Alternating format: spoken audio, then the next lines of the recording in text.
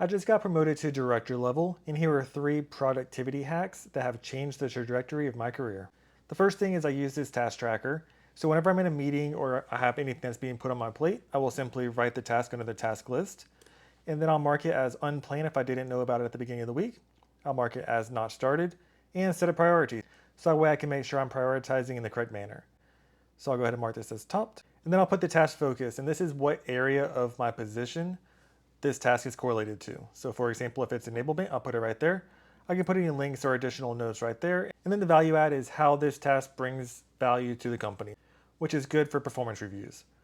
Once I start the task, I'll mark it as pending.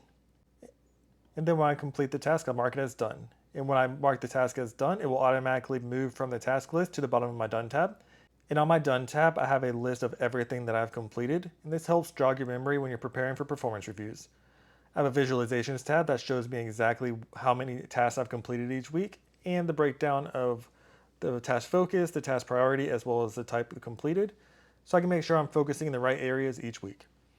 Another thing I do is make sure I keep a clean inbox. I want to make sure that I have 0 emails in there.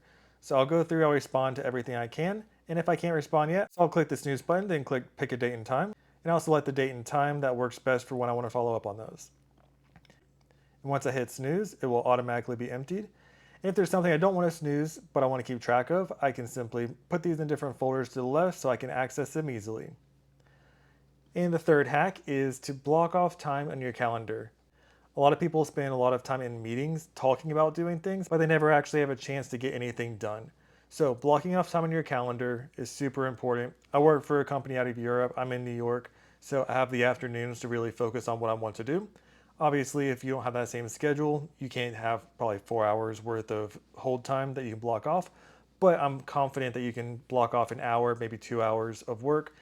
That way, nobody can just throw time on your calendar during that time period and interrupt you. And if they want to meet during that time period, they can message you and you can decide whether or not you're available to work. So those 3 productivity hacks have really changed the trajectory of my career, and I'm sure it will do the same for you.